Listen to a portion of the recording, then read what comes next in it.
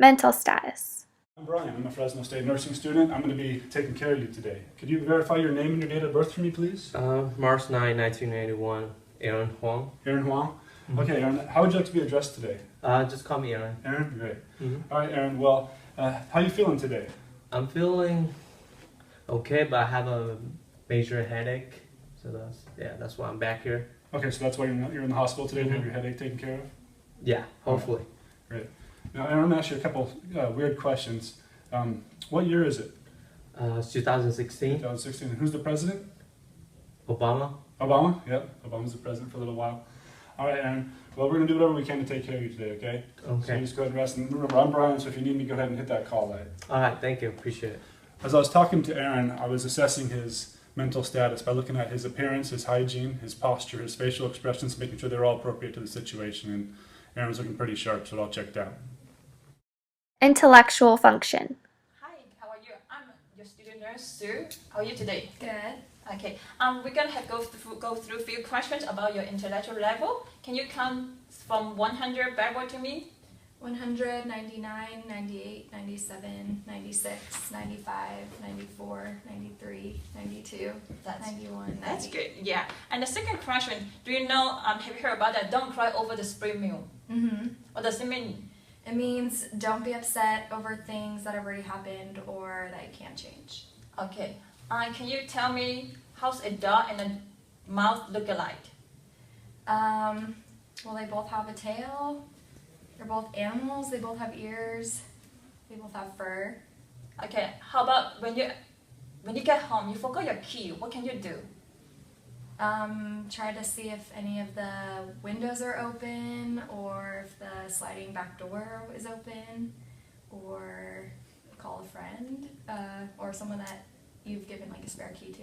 Yes, that sounds good. Okay, and this few questions we go through is like we're testing the patient's intellectual level because your frontal lobe in your brain is control your intellectual level, and we go through some abstract and situation help the patient to add with situation like you forgot your key. What can you do?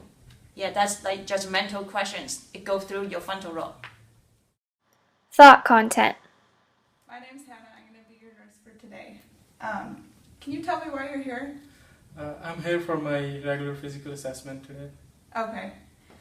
Can you tell me a little bit about your past medical history? Have you had any serious illnesses? I didn't have any serious illnesses. I'm in pretty good health generally. Okay. Is there anything bothering you that you want us to take care of here at the hospital for today? No. Okay. And have you had any hallucinations, like hearing voices or seeing things that aren't in reality? No, I haven't. Okay. Thank you for your time. Thank you. I was assessing the patient for his thought content, and his content was normal, it was natural and relevant to the questions I was asking. His answers were spontaneous. They had to do with the things I was asking. He wasn't experiencing any hallucinations, so that's good. And his thought content was clear. His sentences made sense and were connected. Emotional status. My name is Clinton Oblett. I'm going to be your student nurse today. Is it okay if I ask you a few questions? By all means. Alright, so how are you feeling today? Pretty good. A little stressed with schoolwork and juggling school and outside work, but overall, relatively good. Okay, I like to hear that.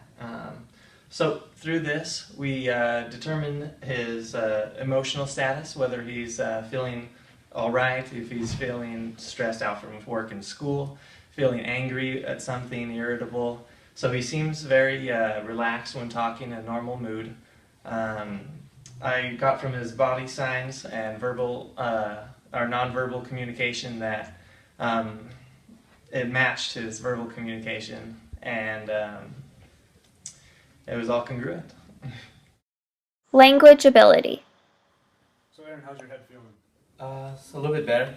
All right, good. Yeah, you hit it pretty hard, so we're going to do a little assessment here to see if it's affected your language, your understanding, okay? Okay. I see you're on your phone. Could you read me just like the first sentence maybe of that topic?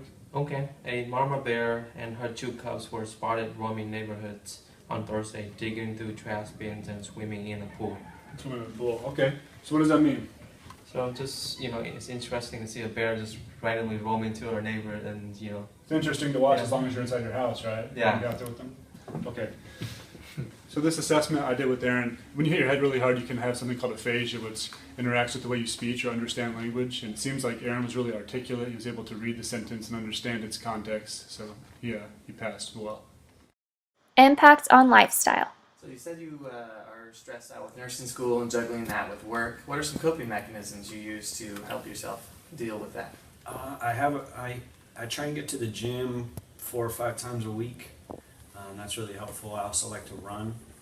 I try and practice meditation about 20 times a day, but I falter on that a lot. And then on top of that, it's really helpful for me to have a healthy support network of friends and family around me to be able to talk to. Good. I'm glad you have that. Communicating with others, especially loved ones and friends, is a great way to help relieve some of that stress. Just talking about it, working off some of that steam you might get is also very good. And meditation are all very good coping mechanisms. I might suggest listening to music, some of your favorite stuff that might also relax you. So he just told me about his stressors in his life, and this can impact his life negatively. Ongoing stress can lead to a lot of health deficits and sleep loss. It could lead to bad things, and he's exhibiting positive coping mechanisms for it, and that's good. Level of consciousness. Hi, I'm Hannah. I'm going to be your nurse for today. Can you tell me your name and date of birth? Yes, my name is Gurpinder Singh, and my date of birth is March 20, 1994. Okay. Can you tell me where you are? I don't know where I am. Okay. Can you tell me why you're here? No? Okay. Can you follow this pen light with your eyes? Okay, thank you. And it looks like your eyes are open. Let me just do a test on you. Okay. Patient was alert and oriented ×2. He didn't know where he was or why he was here. And he was able to follow my motor commands, and he had verbal responses and active motor stimuli. If I'm assessing the patient's level of consciousness, if he were unconscious, laying on the ground, I would first do a verbal response and see if he responds that way, and then I would tap him to see if he responds to touch. And if not, then I would do a painful stimuli, and if he didn't respond to that, then I would start shouting at him and doing other things to him to see if he were fully unconscious.